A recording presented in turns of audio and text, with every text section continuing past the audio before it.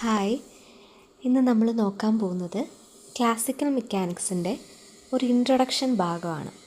Classical mechanics എന്ന് പറയുന്നത് CSIR നെറ്റിനും ഗേറ്റിനും വേണ്ട ഇമ്പോർട്ടൻ്റ് ആയിട്ടുള്ളൊരു ടോപ്പിക്കാണ്, അല്ലെങ്കിൽ ഒരു സബ്ജക്റ്റാണ്. പാർട്ട് ബിയിലും പാർട്ട് സിയിലും ഒരുപോലെ ചോദിക്കുന്നൊരു സബ്ജക്റ്റും കൂടെയാണ്. അപ്പോൾ ക്ലാസിക്കൽ മെക്കാനിക്സിൽ നമുക്ക് ക്ലാസിക്കൽ മെക്കാനിക്സിൻ്റെ ആ ഒരു നെറ്റും ഗേറ്റിൻ്റെയും സിലബസിലേക്ക് ഞാൻ ആദ്യത്തെ വീഡിയോയിലേക്ക് തന്നെ പോകുന്നില്ല. അത് നമുക്ക് പാർട്ട് 2 ആയിട്ടിടാം. ഓക്കെ, അപ്പം അതിന് മുമ്പായിട്ട് ക്ലാസിക്കൽ മെക്കാനിക്സിൻ്റെ ഒരു ബ്യൂട്ടി എന്താണെന്ന് നമുക്കൊന്ന് അറിയാം. കാരണം അത് മനസ്സിലാക്കിയാൽ മാത്രമേ കുറച്ച് ഹാർഡായിട്ടുള്ള കൺസെപ്റ്റ് വന്നാലും അതിന് വളരെ സിമ്പിളായിട്ട് അതിനെ മനസ്സിലാക്കാനായിട്ട് ഒരു ട്രൈ നമ്മൾ എടുക്കത്തുള്ളൂ. അത്രയ്ക്ക് ബ്യൂട്ടിഫുള്ളായിട്ടുള്ളൊരു സബ്ജക്റ്റാണ് ക്ലാസിക്കൽ മെക്കാനിക്സ് എന്നുള്ളത്.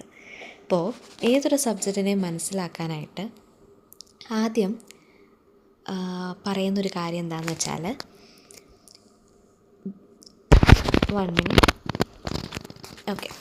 ഏതൊരു കാര്യം മനസ്സിലാക്കാനായിട്ട് എങ്ങനെയാണ് ചെയ്യുന്നതെന്ന് വെച്ചാൽ,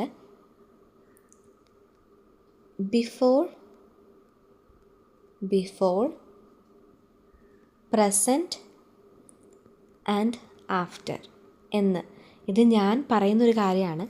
ഇങ്ങനെ നമ്മൾ മനസ്സിലാക്കുകയാണെങ്കിൽ കുറച്ചും കൂടെ നമുക്ക് സിമ്പിളായിരിക്കും. അതായത് ഈ ക്ലാസിക്കൽ മെക്കാനിക്സിന് മുന്നേ എന്തായിരുന്നു, ക്ലാസിക്കൽ മെക്കാനിക്സ് കണ്ടുപിടിച്ചപ്പോൾ എന്താണ്, അതിന് ശേഷം എന്താണ് എന്നുള്ള 3 കാറ്റഗറി ആയിട്ട് ഇതിനെ നമുക്ക് തിരിക്കാം. അപ്പോൾ ക്ലാസിക്കൽ മെക്കാനിക്സിന് മുന്നേ എന്താണ് എന്നുള്ളൊരു ക്വസ്റ്റ്യൻ. ഓക്കെ, അതിന് മുമ്പായിട്ട് ഒരു കാര്യം പറഞ്ഞോട്ടെ. നോക്കിക്കോ, ക്ലാസിക്കൽ മെക്കാനിക്സിൽ നമുക്ക് നെറ്റിനും അതുപോലെ തന്നെ ഗേറ്റിനും നമ്മൾ റെഫർ ചെയ്യുന്ന text JC Upadhya and Herbert ഗോൾഡ്സ്റ്റീൻ, ഇവരുടെ 2 പേരുടെയും ടെക്സ്റ്റുകളാണ്. ഇതിൻ്റെ 2ൻ്റെ ഓൺലൈൻ PDF നമുക്ക് ഗൂഗിളിലൊക്കെ അവൈലബിൾ ആണ് കേട്ടോ. അപ്പോൾ അതിനെക്കുറിച്ച് നമുക്ക് അടുത്ത വീഡിയോസിൽ നമുക്ക് നോക്കാം. അപ്പം ഈ 2 ടെക്സ്റ്റാണെന്ന് ഓർത്ത് വെക്കുക. ഓക്കെ, അപ്പോൾ ക്ലാസിക്കൽ മെക്കാനിക്സിൽ ആദ്യം തന്നെ ബിഫോർ എന്നുള്ളൊരു കാറ്റഗറിയിലേക്ക് നമുക്ക് പോവാം. This just consider this as A small story കേട്ടോ. അതൊരു ചെറിയ കഥയായിട്ടൊന്ന് കൺസിഡർ ചെയ്യാം. അപ്പം പക്ഷേ ഞാനൊരു PPT ഒക്കെ സെറ്റ് ചെയ്തിട്ടാണ് വന്നേക്കുന്നത്. അതൊരിക്കലും നിങ്ങൾക്ക് ഡ്രൈ ആക്കാനല്ല കൺസെപ്റ്റിനെ. പക്ഷേ എനിക്ക് വേറൊരു കാര്യവും ജനറേറ്റ് ചെയ്ത് ക്രിയേറ്റ് ചെയ്യാനുള്ള സമയമൊന്നും കിട്ടിയില്ല. ബട്ട് ഇറ്റ്സ് ഓക്കെ, നിങ്ങളിത് കേൾക്കുക മാത്രം ചെയ്താൽ മതിയാകും. കാണേണ്ടതായിട്ടൊന്നും ഇതിൻ്റെ അകത്തില്ല, കേൾക്കുക. ഓക്കെ, അപ്പം ക്ലാസിക്കൽ മെക്കാനിക്സ് ബിഫോർ എന്ന് പറയുമ്പോൾ നമുക്കതിനെ ഒരു ഷോർട്ട് സ്റ്റോറി ആയിട്ട് പറഞ്ഞാൽ, അരിസ്റ്റോട്ടിൽ എന്ന് പറയുന്ന സയൻറ്റിസ്റ്റ്. അപ്പം അരിസ്റ്റോട്ടിൽ ഒരു കാര്യം പറയുന്നത് എന്താണെന്ന് വെച്ചാൽ, എല്ലാ ഒബ്ജക്ട്സും എന്ന് വെച്ചാൽ ഹെവിയർ ഒബ്ജക്ട്സും ലൈറ്റർ ഒബ്ജക്ട്സും നമ്മൾ ക്ലാസിഫൈ ചെയ്യുവാണെങ്കിൽ, ഈ 2 ഒബ്ജക്ട്സിനെ നമ്മളൊരു പർട്ടിക്കുലർ ഹൈറ്റിൽ നിന്ന് താഴേക്കിട്ടാൽ ഹെവിയർ ഒബ്ജക്ട്സ് ലൈറ്റർ ഒബ്ജക്റ്റിനെക്കാട്ടിലും മുന്നേ എത്തും എന്നാണ് അദ്ദേഹം പറയുന്നത്. That is heavier object faster than the lighter ones എന്നാണ് അദ്ദേഹം പറഞ്ഞു വെച്ചത്. അപ്പം ഇതെന്തുകൊണ്ട് ഇദ്ദേഹം പറഞ്ഞു വെച്ചതെന്ന് വെച്ചാൽ, ആ കാലഘട്ടത്തിൽ നമുക്ക് ചുറ്റുമുള്ള സംഭവങ്ങൾ അല്ലെങ്കിൽ നമുക്ക് ചുറ്റുമുള്ള ഒബ്ജക്ട്സിൻ്റെ മോഷനെക്കുറിച്ച് അറിയാനായിട്ട് അവർ ഒരു സ്റ്റഡി നടത്തുവാണ് ആക്ച്വലി ചെയ്യുന്നത്. അപ്പം എങ്ങനെയാണ് ആ മോഷൻ എന്നൊക്കെ അറിയണം. അപ്പം അങ്ങനെ ആ മോഷനെക്കുറിച്ച് ഇങ്ങനെ പഠിച്ചു തുടങ്ങിയപ്പം ആദ്യം പറഞ്ഞതാണ് Aristotle, heavier objects faster than the lighter. Faster എന്ന് വെച്ചാൽ ഫോൾ ഫാസ്റ്റർ എന്ന് വെച്ചാൽ വീഴുന്നത്, ദാൻ ദ ലൈറ്റർ വൺസ് എന്നാണ് അദ്ദേഹം പറഞ്ഞത്. പക്ഷേ ഗലീലി അത് തെറ്റാണെന്ന് അദ്ദേഹത്തിൻ്റെ ഒരു ഫേമസ് എക്സ്പെരിമെൻ്റ് കൊണ്ട് തെളിയിച്ചിട്ടുണ്ട്. അപ്പം തന്നെ അദ്ദേഹം പറഞ്ഞു അത് തെറ്റാണ്. ഗലീലിയാണ് അത് ഒബ്സർവേഷൻ ആൻഡ് എക്സ്പെരിമെൻ്റ് നടത്തിയത്. ടവർ ഓഫ് പിസയിൽ വെച്ചിട്ട് ഒരു എക്സ്പെരിമെൻ്റ് നടത്തി. അപ്പം അതിനെക്കുറിച്ച് അറിയണമെങ്കിൽ നിങ്ങളതൊന്ന് ജസ്റ്റ് ഒന്ന് നോക്കുക. ഓക്കെ, ഇനി അതിന് ശേഷം അപ്പോൾ അരിസ്റ്റോട്ടിൽ കുറച്ച് കാര്യങ്ങളിലൂടെ പറഞ്ഞു കേട്ടോ. എന്തെന്ന് വെച്ചാൽ, നാച്ചുറൽ മോഷനാണ് ഇവിടെ ഉണ്ടാവുന്നത്. അതായത് പ്രത്യേകിച്ച് പുതിയ റൂൾസ് ഒന്നും കണ്ടുപിടിക്കേണ്ട കാര്യമില്ല. വളരെ നാച്ചുറലായിട്ട് നമ്മൾ കണ്ണിന് കാണാൻ പറ്റുന്ന കാര്യങ്ങളൊക്കെ തന്നെ ഉള്ളൂ ഈ മോഷൻ എന്ന് പറയുന്നത്. അതുപോലെ തന്നെ heavier objects fall faster than the lighter one എന്നും പറഞ്ഞു. പ്രത്യേകിച്ച് എക്സ്റ്റേണൽ ഫോഴ്സിൻ്റെ ആവശ്യമൊന്നുമില്ല. എക്സ്റ്റേണൽ ഫോഴ്സിൻ്റെ ആവശ്യമില്ലെന്നല്ല, ഒരു എക്സ്റ്റേണൽ ഫോഴ്സ് എപ്പോഴും വേണം. അതായത് അതിൻ്റെ കൺസെപ്റ്റ് നമുക്ക് മനസ്സിലാക്കണമെങ്കിൽ ഒരു എക്സാമ്പിളൊക്കെ ഞാൻ പറഞ്ഞുതരാം. എനിവേ അരിസ്റ്റോട്ടിൽ പറഞ്ഞത് എപ്പോഴും മോഷനെ നിയന്ത്രിക്കാൻ ഒരു എക്സ്റ്റേണൽ ഫോഴ്സ് വേണം. അതായത് ഒരു മോഷനെ എപ്പോഴും നമ്മൾ പുഷ് ചെയ്തുകൊണ്ടേയിരിക്കണം. സത്യം പറഞ്ഞാൽ ഈ ഒരു വാചകം അല്ലെങ്കിൽ ഈ ഒരു കൺസെപ്റ്റ് എന്ന് പറയുന്നത്, നമുക്ക് കൺസെപ്റ്റ് എന്ന് പറയുന്നതായിരിക്കും അതിൻ്റെ ആ ബ്യൂട്ടി അല്ലേ. അപ്പോൾ കൺസെപ്റ്റ് എന്ന് പറയുന്നത് അതായത് ഒരു ബോഡിയുടെ മോഷനെ എപ്പോഴും നമ്മൾ ഒരു എക്സ്റ്റേണൽ ഫോഴ്സ് ഉപയോഗിച്ച് പുഷ് ചെയ്തുകൊണ്ടേ ഇരിക്കണം എന്നാണ് അരിസ്റ്റോട്ടിലിൻ്റെ കൺസെപ്റ്റ്. പക്ഷേ ഇതെന്ന് പറയുന്നത് ന്യൂട്ടൻ്റെ ആദ്യത്തെ ലോയ്ക്ക് എഗനിസ്റ്റ് ആണല്ലേ. ന്യൂട്ടൻ്റെ ആദ്യത്തെ ഫസ്റ്റ് ലോ എന്ന് പറയുന്നത് തന്നെ ഒരു റെസ്റ്റിലിരിക്കുവാണെങ്കിൽ അത് റെസ്റ്റിൽ തന്നെ ഇരിക്കും, മോഷനിലാണെങ്കിൽ മോഷനിൽ തന്നെ ആയിരിക്കും, ഒരു എക്സ്റ്റേണൽ ഫോഴ്സ് അതിൽ ആക്ട് ചെയ്യുന്നത് വരെ. പക്ഷേ അരിസ്റ്റോട്ടിൽ പറഞ്ഞു വെക്കുന്നത് മോഷൻ ആക്ട് ചെയ്യണമെങ്കിൽ അല്ലെങ്കിൽ മോഷനിൽ ഇങ്ങനെ തുടരണമെങ്കിൽ തന്നെ ഒരു എക്സ്റ്റേണൽ ഫോഴ്സ് കൊടുത്തുകൊണ്ടേ ഇരിക്കണം എന്നാണ്. പക്ഷേ ന്യൂട്ടൺ പറഞ്ഞത് ആ മോഷൻ നിർത്തണമെങ്കിൽ അല്ലെങ്കിൽ റെസ്റ്റിലിരിക്കുന്ന ഒരു സംഭവത്തെ മോഷനിലേക്ക് കൊണ്ടുവരാൻ മാത്രം ഒരു എക്സ്റ്റേണൽ ഫോഴ്സിൻ്റെ ആവശ്യം മതി. അത് ഒന്ന് കൊടുത്തു കഴിഞ്ഞാൽ അത് അതേ മോഷനിൽ തന്നെ അല്ലെങ്കിൽ അതിൻ്റെ സ്റ്റേജിൽ തന്നെ അതിൻ്റെ സ്റ്റേറ്റിൽ തന്നെ അത് തുടർന്നോളൂ എന്നാണ്. പക്ഷേ അരിസ്റ്റോട്ടിൽ പറഞ്ഞ അങ്ങനെയല്ല. ഇടയ്ക്കിടയ്ക്ക് നമ്മൾ ഒരു മോഷനിലിരിക്കുന്ന സംഭവത്തെ പുഷ് ചെയ്ത് എക്സ്റ്റേണൽ ഫോഴ്സ് ഉപയോഗിച്ച് പുഷ് ചെയ്തുകൊണ്ടേ ഇരിക്കണം അതിൻ്റെ മോഷനിലേക്ക് ഇരിക്കാൻ വേണ്ടി എന്നാണ് അരിസ്റ്റോട്ടിൽ പറഞ്ഞു വെക്കുന്നത്. Needed to keep something move ചെയ്യാനായിട്ട് എന്തെങ്കിലും ഒന്ന് വേണം എന്നാണ് അരിസ്റ്റോട്ടിൽ പറയുന്നത്. അത് ക്വാളിറ്റേറ്റീവായിട്ട് മാത്രമാണ് അദ്ദേഹം കണ്ടുപിടിച്ചത്. അതായത് മാത്തമാറ്റിക്കലിലോ അല്ലെങ്കിൽ ഒരു എക്സ്പെരിമെൻ്റൽ വേയിലൊന്നും അരിസ്റ്റോട്ടിൽ പറഞ്ഞില്ല. എന്നാലും നമുക്ക് പറയാൻ പറ്റും ഇതിൻ്റെ തുടക്കം ഈ ഒരു സംഭവമാണ് അല്ലേ. ബിഫോർ അരിസ്റ്റോട്ടിൽ മോഷനെക്കുറിച്ച് എന്തോ ഒന്ന് പറഞ്ഞു വെച്ചത് കൊണ്ട് നമുക്കിനി അത് ആണോ അല്ലയോ എന്നുള്ളതിലേക്ക് വരാം. അപ്പോൾ ഞാൻ പറഞ്ഞല്ലോ ഗലീലോ ഗലീലി പക്ഷെ പറഞ്ഞു അദ്ദേഹം എക്സ്പെരിമെൻ്റായിട്ട് പ്രൂവ് ചെയ്തു അങ്ങനെയല്ല, ഹെവിയർ ഒബ്ജക്റ്റ് ഒരിക്കലും സ്പീഡിലൊന്നും വരാൻ ഉള്ള ചാൻസ് ഒന്നും ഇല്ല എന്നുള്ള എക്സ്പെരിമെൻറ്റിൽ അദ്ദേഹത്തിൻ്റെ അരിസ്റ്റോട്ടിലിൻ്റെ ആ ഒരു കൺസെപ്റ്റിനെ തന്നെ അദ്ദേഹം അല്ല, തെറ്റാണെന്നുള്ള രീതിയിൽ പറഞ്ഞു. പക്ഷേ ഐസക് ന്യൂട്ടനാണ് ഇതിന് ഒരു അപ്രോച്ച് കൊണ്ടുവരുന്നത്. കാരണം ഐസക് ന്യൂട്ടൺ എക്സ്പെരിമെൻ്റലി കണ്ടുപിടിച്ചു കുറച്ച് ലോസും, അതാണ് ന്യൂട്ടൺസ് ലോസും അതുപോലെ തന്നെ യൂണിവേഴ്സൽ ഗ്രാവിറ്റിയൊക്കെ അദ്ദേഹം കണ്ടുപിടിച്ചു. അപ്പോൾ അദ്ദേഹം വെറുതെ പറയുകയല്ല ചെയ്തത്, പകരം അദ്ദേഹം കണ്ടുപിടിച്ചു. എന്നിട്ട് അദ്ദേഹം ചെയ്തത് എന്താണെന്ന് വെച്ചാൽ അദ്ദേഹത്തിന് ചുറ്റുമുള്ള സംഭവങ്ങളുടെ മോഷനെയാണല്ലോ നമുക്കിപ്പം ഇത് സംഭവമാണെങ്കിൽ ഇതിൻ്റെയൊക്കെ മോഷനെ അറിയണം. അപ്പോൾ ഈ മോഷനെ അറിയാനായിട്ട് അദ്ദേഹം ഈ മോഷനെ റിലേറ്റ് ടു മാത്ത്, അതായത് മാത്തമാറ്റിക്സുമായിട്ട് ഇതിൻ്റെ മോഷനെ റിലേറ്റ് ചെയ്തു. ഓരോ ഒബ്ജക്ട്സുകളുടെയും മോഷനെ മാത്സുമായിട്ട് റിലേറ്റ് ചെയ്തത് ആക്ച്വലി ഐസക് ന്യൂട്ടനാണ്.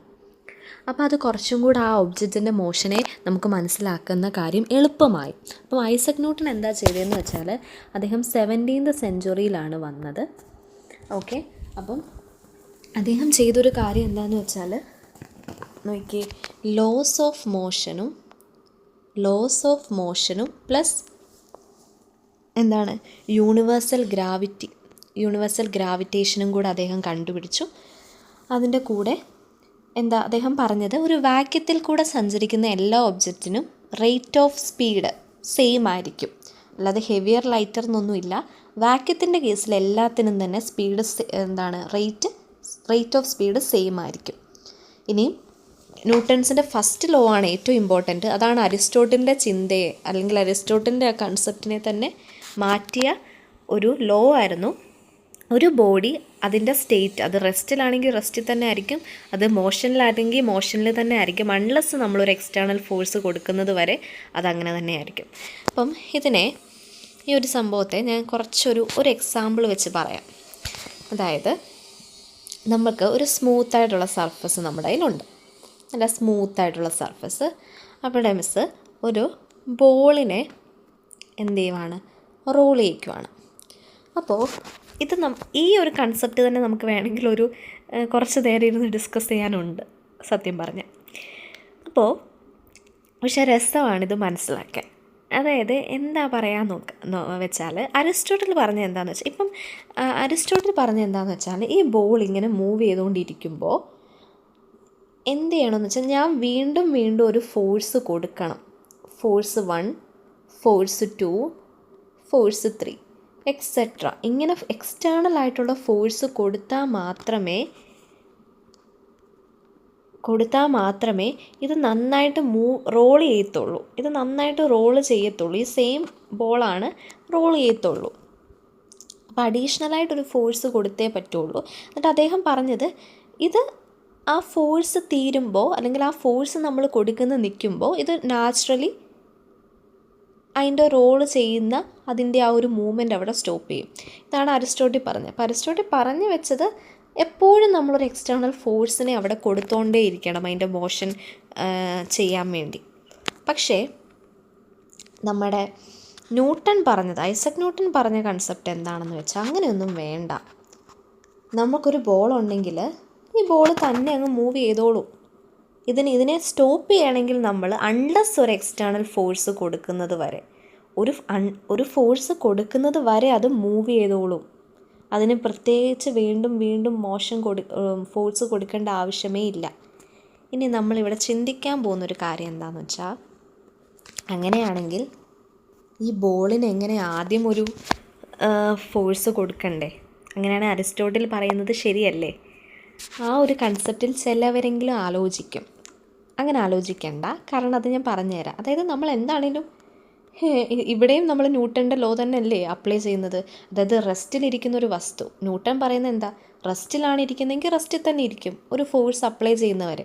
ശരിക്കും പറഞ്ഞാൽ ഇവിടെയും നമ്മൾ ന്യൂട്ടൻ്റെ ഫസ്റ്റ് ലോ ആണ് അപ്ലൈ ചെയ്യുന്നത്. ബോൾ റെസ്റ്റിലാണ്, ഞാനൊരു എക്സ്റ്റേണൽ ഫോഴ്സ് കൊടുത്തു, ഇനി ഇത് മൂവ് ചെയ്തുകൊണ്ടിരിക്കുക, ഇനി എനിക്കിതിനെ പിടിച്ച് നിർത്തണം, അതിനും ഞാനൊരു ഫോഴ്സ് കൊടുത്തു. അപ്പോഴേയും ഞാൻ എന്ത് തന്നെ അപ്ലൈ ചെയ്യുന്നത്, ന്യൂട്ടൻ്റെ ഫസ്റ്റ് ലോ. അപ്പോൾ നമ്മൾ ആദ്യം ഫസ്റ്റ് ലോ വെച്ച് അപ്ലൈ ചെയ്ത് മോഷനിൽ പൊക്കോണ്ടിരിക്കുമ്പോൾ അതങ്ങനെ മോഷനിൽ തന്നെ പൊക്കോളും എന്നാണ് ഐസക് ന്യൂട്ടൺ പറയുന്നത്. അതേസമയം ഇടയ്ക്കിടയ്ക്ക് ഫോഴ്സ് കൊടുത്ത് അതിൻ്റെ മോഷൻ കൊടുത്തോണ്ടേ ഇരിക്കണം എന്നാണ് അരിസ്റ്റോട്ടിൽ പറയുന്നത്. അത് തെറ്റാണ്. ഇനി നമ്മൾ വേറെ രീതിയിൽ വിചാരിച്ചാൽ, ഇപ്പോൾ ഒരു ടോയ് കാറൊക്കെ നമ്മളിങ്ങനെ പുറകിൽ നിന്നിങ്ങനെ എന്താ പറയുക, ഇങ്ങനെ പണ്ട് കാലത്തുണ്ടായിരുന്നു, ഇപ്പോൾ ഉണ്ടോ എനിക്കറിയില്ല, പുറകെ ഇങ്ങനെ വലിക്കുന്ന സമയത്ത് കാറ് മൂവ് ചെയ്യും. അപ്പോൾ അത് നമ്മളൊരു കൺസെപ്റ്റായിട്ട് എടുത്തു കഴിഞ്ഞാൽ, മിസ്സേ അത് വലിച്ചു കഴിഞ്ഞ് കുറച്ച് മൂവ് ചെയ്ത് കഴിയുമ്പോൾ അത് നിന്നൂല്ലോ, നമ്മളൊരു എക്സ്റ്റേണൽ ഫോഴ്സ് ന്യൂട്ടൻ്റെ ഫസ്റ്റ് ലോ അനുസരിച്ച് കൊടുത്തുല്ലോ, പക്ഷേ അത് നിന്നൂല്ലോ, നമ്മളൊന്നും ചെയ്തില്ലല്ലോ, നമ്മളത് പിടിച്ച് നിർത്തുന്നതിന് മുമ്പേ അത് നിന്നൂല്ലോ. അതെന്താ? അത് നമ്മൾ പിടിക്കുന്നതിന് മുമ്പേ നിന്നെങ്കിൽ അവിടെ എന്തുണ്ട്, അവിടെ എഗനിസ്റ്റ് ഒരു ഫോഴ്സ് ഉണ്ട്, ദാറ്റ് ഈസ് ഫ്രിക്ഷൻ അല്ലേ? ഫ്രിക്ഷൻ അവിടെ ഒപ്പണ്ടൻ്റായിട്ട് വരുന്നത് കൊണ്ടല്ലേ, അതും ന്യൂട്ടൻ്റെ ലോ തന്നെ. അപ്പോൾ എല്ലാം ന്യൂട്ടൻ്റെ ലോ തന്നെ ആ മോഷൻ. അപ്പം നമുക്ക് അരിസ്റ്റോട്ടിൽ പറഞ്ഞത് ശരിയാണെന്ന് പറയാൻ പറ്റില്ല. മനസ്സിലാവുന്നുണ്ടോ? അപ്പോൾ ഇതെല്ലാം ന്യൂട്ടൻ്റെ ലോസ് തന്നെയാണോ എന്ന് നമുക്ക് പറയാൻ പറ്റൂല്ലേ? അപ്പോൾ ന്യൂട്ടൻ്റെ ലോസ് അവിടെ വന്നു. അപ്പോൾ നമുക്ക് പറയാൻ പറ്റുന്നത്, അവർക്ക് ചുറ്റുമുള്ള കാര്യങ്ങളെ അല്ലെങ്കിൽ ആ ഒബ്ജക്ട്സിൻ്റെ മോഷനെ അന്ന് ഐസക് ന്യൂട്ടൻ്റെ ലോസ് വെച്ചിട്ട് അവർക്ക് എക്സ്പ്ലെയിൻ ചെയ്യാൻ പറ്റി. ഐസക് ന്യൂട്ടൻ്റെ 3 ലോസ് വെച്ചിട്ട് നമുക്ക് ഇന്നും എക്സ്പ്ലെയിൻ ചെയ്യാൻ പറ്റുന്നുണ്ട്. അങ്ങനെയാണ് ആക്ച്വലി എന്ത് വരുന്നത്, ക്ലാസിക്കൽ മെക്കാനിക്സ് വരുന്നത്. മനസ്സിലാവുന്നുണ്ടോ? ഓക്കെ. അപ്പോൾ ബിഫോറാണ് ശരിക്കും അരിസ്റ്റോട്ടിൽ, ഗലീലോ ഗലീലി, ഐസക് ന്യൂട്ടൻ്റെ കാര്യങ്ങൾ. അത് വെച്ചിട്ട് നമ്മൾ പ്രസൻറ്റിൽ നമ്മുടെ ക്ലാസിക്കൽ മെക്കാനിക്സിനെ പ്രിപ്പയർ ചെയ്തു, അല്ലെങ്കിൽ ക്ലാസിക്കൽ മെക്കാനിക്സ് ഉണ്ടാക്കി. ശരിക്കും ക്ലാസിക്കൽ എന്ന് പറയുന്ന വാക്കിൻ്റെ അർത്ഥം ഒരു ട്രഡീഷണൽ അല്ലെങ്കിൽ ഒരു ഫൗണ്ടേഷൻ, പണ്ടത്തെ എന്തോ എന്നുള്ളതാണ്. അപ്പോൾ സയൻസിലേക്ക് ക്ലാസിക്കൽ എന്ന വാക്ക് വരുമ്പോൾ പണ്ടത്തെ തിയറീസ് അല്ലെങ്കിൽ പണ്ടത്തെ കുറച്ച് റൂൾസ് ഉപയോഗിച്ച് നമ്മൾ ഒരു ഫൗണ്ടേഷൻ, ഒരു സംഭവം പ്രിപ്പയർ ചെയ്തു എന്നുള്ളതാണ് അതിൻ്റെ അർത്ഥം. മെക്കാനിക്സ് എന്ന് വെച്ചാൽ സിംപ്ലി നമുക്ക് പറയാം എന്താണ് മെക്കാനിക്സ് എന്ന് വെച്ചാൽ ഒരു സിസ്റ്റത്തിൻ്റെ മോഷൻ അല്ലെങ്കിൽ ആ സിസ്റ്റം എങ്ങനെ വർക്ക് ചെയ്യുന്നു, സിംപ്ലി പറഞ്ഞാൽ അതിൻ്റെ മോഷനെ, അതിൻ്റെ മൂവ്മെൻറ്റിനെ ഉദ്ദേശിക്കുന്നു. അപ്പോൾ സയൻസിൽ അത് തന്നെയാണ്. അപ്പോൾ ക്ലാസിക്കൽ മെക്കാനിക്സ് എന്ന് പറയുന്നത് പണ്ടത്തെ തിയറീസും പണ്ടത്തെ റൂൾസും ഉപയോഗിച്ച് ഒരു ഒബ്ജക്റ്റിൻ്റെ മൂവ്മെൻറ്റ് നമ്മൾ സ്പെസിഫൈ ചെയ്യുന്നു. ഇനി എല്ലാ ഒബ്ജക്ട്സിനെ ഒന്നും പറ്റില്ല കേട്ടോ. അത് നമുക്ക് കൺക്ലൂഷനിലേക്ക് വരുമ്പോൾ നമുക്ക് മനസ്സിലാവും. അവിടെയാണ് നമ്മൾ ആഫ്റ്റർ എന്ന് പറയുന്ന കൺസെപ്റ്റ് എടുക്കുമ്പോൾ, ആഫ്റ്റർ ക്ലാസിക്കൽ മെക്കാനിക്സ് എന്നുള്ള കൺസെപ്റ്റ് എടുക്കുമ്പോൾ നമുക്കത് മനസ്സിലാവും. ഓക്കെ. അപ്പം സത്യം പറഞ്ഞാൽ ഒരു കാറിൻ്റെ മൂവ്മെൻറ്റ് അല്ലെങ്കിൽ ഒരു മരത്തിൽ നിന്ന് ആപ്പിൾ വീഴുന്നു, അല്ലെങ്കിൽ ഒരു പ്ലാനറ്റിൻ്റെ ഓർബിറ്റിൻ്റെ മൂവ്മെൻറ്റൊക്കെ സിമ്പിളായിട്ട് നമുക്ക് ക്ലാസിക്കൽ മെക്കാനിക്സ് ഉപയോഗിച്ച് പറയാൻ പറ്റും. ഓക്കെ, ഇനിയും നമ്മൾ +1 +2 ക്ലാസിക്കൽ മെക്കാനിക്സ് പഠിക്കും, മെക്കാനിക്സ് എന്ന് പറഞ്ഞ് പഠിക്കും. അത് തന്നെയാണോ ക്ലാസിക്കൽ മെക്കാനിക്സ് എന്ന് ചോദിച്ചാൽ അത് തന്നെയാണ് ക്ലാസിക്കൽ മെക്കാനിക്സ്.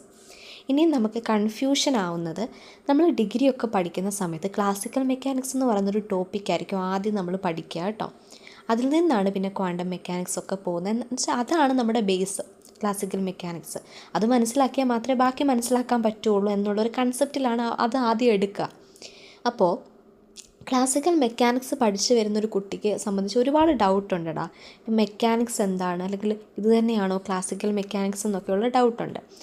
പിന്നെ ഒരു ഡൗട്ട് നമുക്ക് വരുന്നത് ന്യൂട്ടോണിയൻ മെക്കാനിക്സും ക്ലാസിക്കൽ മെക്കാനിക്സും സെയിം ആണോ എന്നുള്ളത്.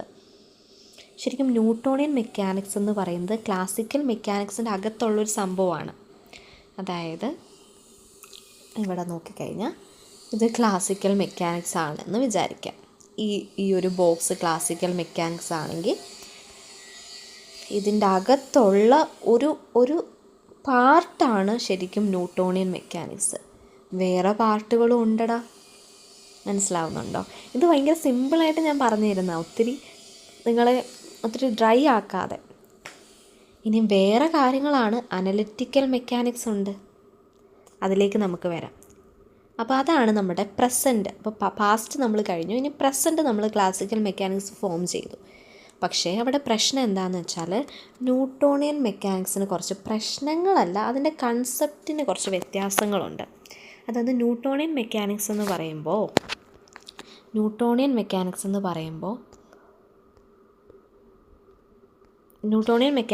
പറയുമ്പോൾ പ്രധാനമായിട്ട് ന്യൂട്ടൻ്റെ ലോസ് ആണ് അവിടെ ഉള്ളത്. അപ്പോൾ ന്യൂട്ടൻ്റെ ലോ എന്ന് പറയുന്നത് മിക്കതും ആ ഒരു സിസ്റ്റത്തിൽ ആക്ട് ചെയ്യുന്ന ഫോഴ്സ് എല്ലാം നമ്മൾ കൺസിഡർ ചെയ്യേണ്ട വരുവടാ. എന്തെടുത്താൽ ന്യൂട്ടോണിയൻ മെക്കാനിക്സ് എടുത്താൽ. മാത്രമല്ല ന്യൂട്ടോണിയൻ മെക്കാനിക്സ് എന്ന് പറയുമ്പോൾ ഇവിടെ ഞാൻ എഴുതി വെച്ചിട്ടുണ്ട് ഡിസ്പ്ലേസ്മെൻറ്റ്, ഇതിനെല്ലാം ബേസ് ചെയ്തിട്ടാണ്. എന്ന് വെച്ചാൽ ഡിറക്ഷനും മാഗ്നിറ്റ്യൂഡും ഒരുപോലെ നമ്മൾ പറയേണ്ടി വരും. ഒരു സിസ്റ്റത്തിൻ്റെ ഒരു സിസ്റ്റം എടുത്തിട്ട് ആ സിസ്റ്റത്തിൻ്റെ മോഷനെക്കുറിച്ച് എനിക്ക് സംസാരിക്കണമെങ്കിൽ അതിൻ്റെ ഡിറക്ഷനും അതിൻ്റെ മാഗ്നിറ്റ്യൂഡും എല്ലാ ഫിസിക്കൽ പാരാമീറ്റേഴ്സും അതിൽ ഉണ്ടാവുന്ന എല്ലാ ഫോഴ്സിനെക്കുറിച്ചും എനിക്ക് ചർച്ച ചെയ്യേണ്ടതായിട്ട് വരും. അത് കുറച്ച് കോംപ്ലക്സ് ആണ്. അത് കോംപ്ലക്സ് ആവുന്ന എപ്പോഴാണെന്ന് വെച്ചാൽ കുറച്ച് കോംപ്ലക്സ് ആയിട്ടുള്ള പ്രോബ്ലത്തിലേക്ക് വരുമ്പോൾ ആ സിസ്റ്റത്തിൻ്റെ അതെങ്ങനെയൊക്കെ കറങ്ങുന്നു എന്നുള്ളത്, അതിലെന്തെല്ലാം ഫോഴ്സ് ആക്ട് ചെയ്യുന്നുണ്ട്, അതിലെന്തൊക്കെ ഫിസിക്കൽ പാരാമീറ്റേഴ്സ് ഉണ്ട്, അതിനെല്ലാം വെച്ച് എക്സ്പ്ലെയിൻ ചെയ്യാമെന്ന് പറയുന്നത് കുറച്ച് പാടാണ്. അപ്പോൾ കുറച്ച് പാടായിട്ടുള്ള കുറച്ച് സമയമെടുക്കുന്ന കാര്യങ്ങൾ നമ്മൾ മുന്നോട്ട് കൊണ്ടുപോകത്തില്ല അല്ലേ. നമുക്ക് കുറച്ചുകൂടെ എളുപ്പത്തിൽ അത് സോൾവ് ചെയ്യുന്നതാണ് നല്ലത്. അതാണ് ന്യൂട്ടോണിയൻ മെക്കാനിക്സിനെ സിമ്പിളായിട്ട് പറഞ്ഞാലൊരു പ്രോബ്ലം. എല്ലാ ഫോഴ്സും ആക്ട് ചെയ്യുന്നതിനെക്കുറിച്ച് പറയേണ്ടി വരും. ഒന്നിനെ നെഗ്ലക്റ്റ് ചെയ്യാൻ പറ്റത്തില്ല, ഒരു കാര്യം. രണ്ടാമത്തെ കാര്യം, ഇതെല്ലാം ഫിസിക്കൽ പാരാമീറ്റേഴ്സ്, അതായത് വെക്റ്റർ പാരാമീറ്റേഴ്സ് ആണ് വരുന്നത്. അപ്പം ഡിറക്ഷനും കൂടെ പറയേണ്ടി വരും. അത് നമുക്ക് ഇച്ചിരി പാടാണ്. കാരണം എങ്ങനെയൊക്കെ അതിൻ്റെ മോഷൻ, ഒരു കോംപ്ലക്സിൻ്റെ ഒരു മോഷൻ എങ്ങനെയാണെന്ന് നമുക്ക് അറിയാൻ പാടില്ല. അതാണ് പ്രധാനം. അപ്പോൾ അങ്ങനെ ഇരുന്നപ്പോഴാണ് അതർ മെക്കാനിക്സ് എന്ന് പറയുന്നൊരു കൺസെപ്റ്റ്. അതർ മെക്കാനിക്സ് എന്ന് പറയുന്നത് സിംപ്ലി അനലിറ്റിക്കൽ മെക്കാനിക്സ് അതിൻ്റെ ഒരു ഭാഗമാണ്. അനലിറ്റിക്കൽ മെക്കാനിക്സ് നോക്കി, അനലിറ്റിക്കൽ മെക്കാനിക്സിലാണ് ശരിക്കും, അനലിറ്റിക്കൽ മെക്കാനിക്സ് എന്ന് കേൾക്കാൻ വഴിയില്ല, പക്ഷേ ലഗ്രാഞ്ചിയൻ ഡൈനമിക്സും ഹാമിൽട്ടോണിയൻ ഡൈനമിക്സും കേട്ടിട്ടുണ്ടാവും. ഇത് രണ്ടുമാണ് അനലിറ്റിക്കൽ മെക്കാനിക്സിൽ വരുന്നത്. അനലിറ്റിക്കൽ മെക്കാനിക്സിൻ്റെ പ്രത്യേകത എന്താണെന്ന് വെച്ചാൽ, സിംപ്ലി പറഞ്ഞാൽ അനലിറ്റിക്കൽ മെക്കാനിക്സിൽ നമ്മൾ എനർജി ഡിഫറൻസിനെയാണ് കാണുന്നത്. അതായത് ഒരു സിസ്റ്റത്തിൻ്റെ മോഷനെക്കുറിച്ച് പറയണമെങ്കിൽ ആ സിസ്റ്റത്തിൽ ഉണ്ടാകുന്ന എനർജീനെക്കുറിച്ച് നമുക്ക് സംസാരിക്കാൻ പറ്റും. എനർജി ഒരു സ്കെയിലാർ ക്വാണ്ടിറ്റിയാണ്. അപ്പോൾ അതിൻ്റെ മാഗ്നിറ്റ്യൂഡിനെ കുറിച്ച് മാത്രം സംസാരിച്ചാൽ മതിയാവും. അതിൻ്റെ അകത്തുണ്ടാകുന്ന എല്ലാ ഫോഴ്സിനെയും കുറിച്ച് സംസാരിക്കേണ്ട കാര്യമില്ല. അപ്പം സിസ്റ്റം കോംപ്ലക്സ് ആണെങ്കിൽ കുറച്ചുകൂടെ എളുപ്പത്തിൽ നമുക്ക് സോൾവ് ചെയ്യാനായിട്ട് പറ്റും. മനസ്സിലാവുന്നുണ്ടോ? അതുമാത്രമല്ല, നമ്മൾ ന്യൂട്ടോണിയൻ മെക്കാനിക്സിൽ കാർട്ടീഷ്യൻ കോർഡിനേറ്റ് പോലെയുള്ള സംഭവങ്ങളാണ് എടുക്കുന്നത്. അതുപോലെ തന്നെ ഡിഫറൻസിയേഷൻ, ഇൻ്റഗ്രേഷൻ പോലെയുള്ള മാത്തമാറ്റിക്കൽ ടൂളുമാണ് അവിടെ എടുക്കുന്നത്. അതേസമയം നമുക്ക്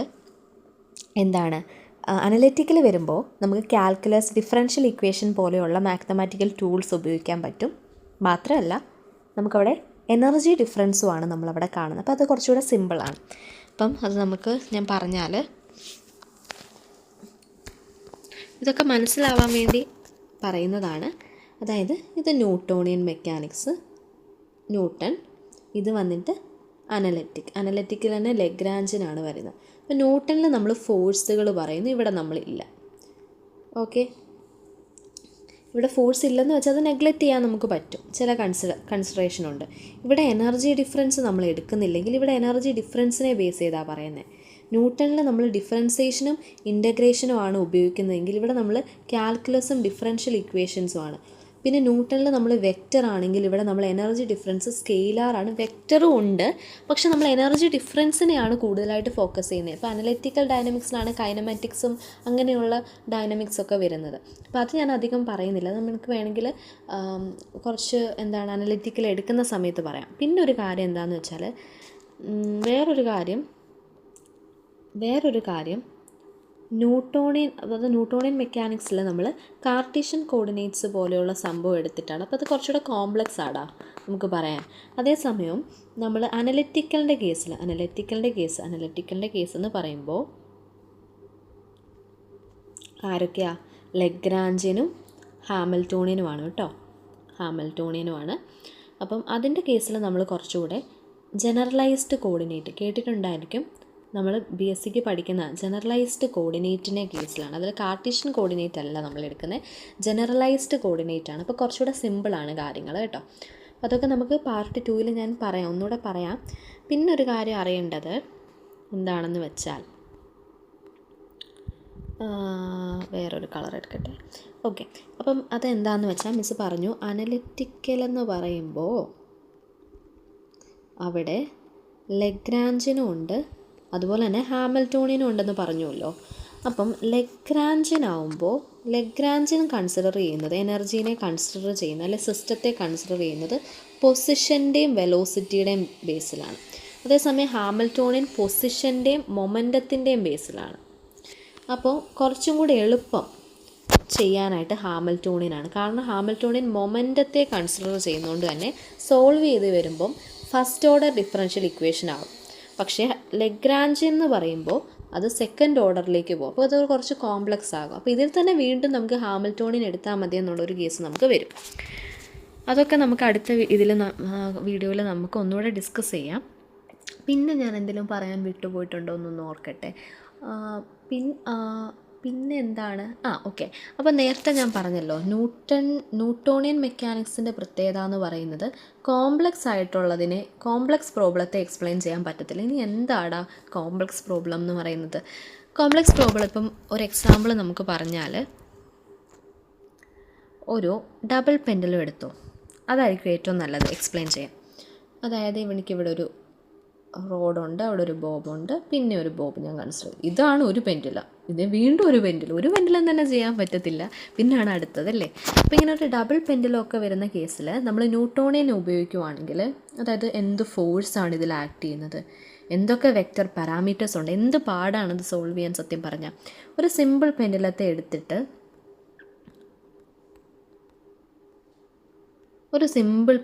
എടുത്തിട്ട് ഇതിപ്പം പെർട്ടിക്കുലർ ഹൈറ്റിലേക്ക് വരുമ്പോൾ അതിൻ്റെ പൊട്ടൻഷ്യൽ എനർജി മാക്സിമം ആയിരിക്കും, വിട്ട് കഴിയുമ്പോൾ കൈനറ്റിക് എനർജി ആയിട്ട് അത് കൺസിഡർ ചെയ്യാം, വീണ്ടും പൊട്ടൻഷ്യൽ എനർജി കൈനറ്റിക് എനർജി ആയിട്ട് മാറി. ഇങ്ങനെ എനർജിയുടെ ഡിഫറൻസിൽ എടുക്കാനല്ലേ ശരിക്കും ഇങ്ങനെയുള്ള ഫിസിക്കലായിട്ടുള്ള സിസ്റ്റംസ് എളുപ്പം. അപ്പം നമുക്ക് എനർജിയുടെ കേസിൽ പറയാനായിട്ട് അനലിറ്റിക്കൽ എടുക്കുന്നതല്ലേ നല്ലത്. അല്ലാതെ ഇതിൽ ആക്ട് ചെയ്യുന്ന ഫോഴ്സുകളെ എല്ലാം വെച്ച് പറയാനാണെങ്കിൽ it could be very difficult, right? അപ്പോൾ ഇങ്ങനെയുള്ള കേസിൽ നമുക്ക് എന്തെടുക്കാം? എനർജി ഡിഫറൻസ് എടുത്താൽ മതി. അതായത് അനലിറ്റിക്കൽ എടുക്കുന്നതാണ് നല്ലത്.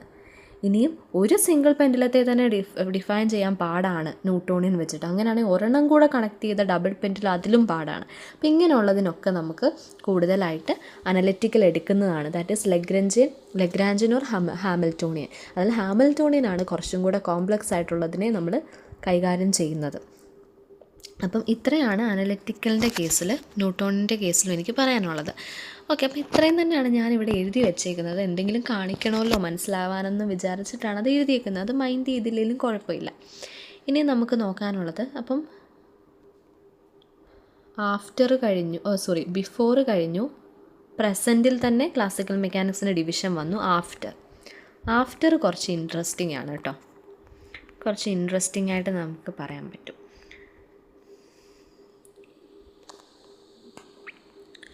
അതായത്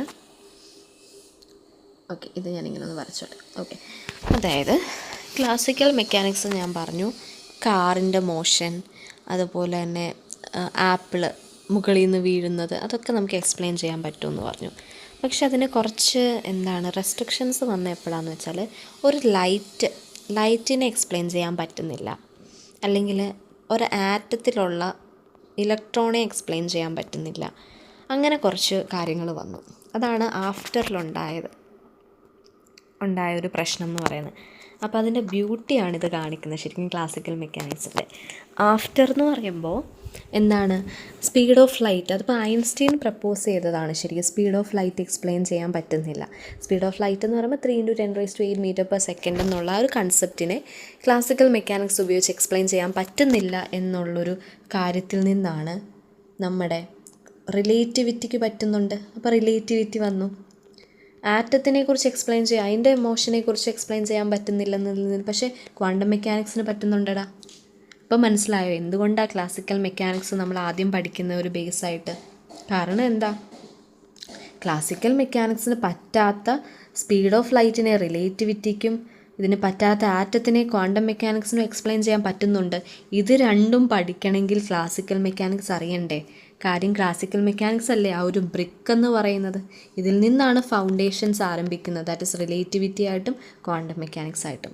അതുകൊണ്ടാണ് ക്ലാസിക്കൽ മെക്കാനിക്സിൻ്റെ ബ്യൂട്ടി മനസ്സിലാക്കാതെ വേറൊന്നും പഠിക്കാൻ പറ്റില്ല എന്ന് പറയുന്നത്. ക്ലാസിക്കൽ മെക്കാനിക്സിൻ്റെ ബ്യൂട്ടി ഇത്ര മാത്രമേ ഉള്ളൂ. പല സയൻറ്റിസ്റ്റുകളും മോഷനെക്കുറിച്ച്, ഒബ്ജക്ട്സിൻ്റെ മോഷനെക്കുറിച്ച് പറഞ്ഞു. പക്ഷേ ന്യൂട്ടൺ ഒരു ആസ്പെക്റ്റ് പറഞ്ഞു, അത് വളരെ കറക്റ്റാണ്. ഇന്നും നമുക്ക് ആ ആസ്പെക്റ്റ് ഉപയോഗിച്ച് പല മോഷൻസും എക്സ്പ്ലെയിൻ ചെയ്യാൻ പറ്റും. കോംപ്ലക്സ് ആയിട്ടുള്ള കാര്യങ്ങൾ വരുമ്പോൾ മാത്രമാണ് അനലിറ്റിക്കൽ അല്ലെങ്കിൽ ലെഗ്രാഞ്ചൻ ഹാമിൽട്ടോണിയൻ പോലെയുള്ള മെക്കാനിക്സിലേക്ക് വരുന്നത്. ഇനി ഇതിനൊന്നും പറ്റാത്ത പല ഫിസിക്കൽ സിസ്റ്റത്തിനെ എക്സ്പ്ലെയിൻ ചെയ്യാനായിട്ട് നമുക്ക് പല സബ്ജക്റ്റുകൾ, ക്വാണ്ടം മെക്കാനിക്സും അതുപോലെ തന്നെ റിലേറ്റിവിറ്റി തിയറി അല്ലെ റിലേറ്റിവിറ്റി, സ്പെഷ്യൽ റിലേറ്റിവിറ്റി എന്നൊക്കെ പറയുന്ന റിലേറ്റിവിറ്റി ഉപയോഗിച്ച് പറ്റും.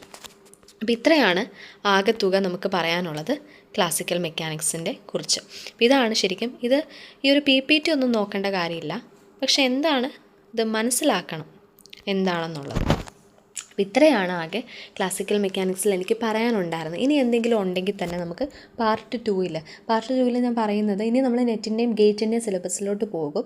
That is degree of freedom എന്താണ്, ജനറലൈസ്ഡ് കോർഡിനേറ്റ്സ് എന്താണ്, അങ്ങനെയുള്ള കുറച്ച് കാര്യങ്ങളിലേക്ക് നമ്മൾ പോകും കേട്ടോ. അപ്പോൾ അതൊക്കെ അടുത്ത വീഡിയോയിൽ നമുക്ക് നോക്കാം. ഇത്രയും ഓർക്കുക, ക്ലാസിക്കൽ മെക്കാനിക്സ് എന്ന് പറയുമ്പോൾ ഒബ്ജക്ട്സിൻ്റെ മോഷനെക്കുറിച്ച് പറയുന്ന ഒരു മെക്കാനിക്സാണ്. അത് ന്യൂട്ടോണിയൻ മെക്കാനിക്സും അനലിറ്റിക്കൽ മെക്കാനിക്സും കൂടെ ചേർന്നിട്ടുള്ളതാണ്.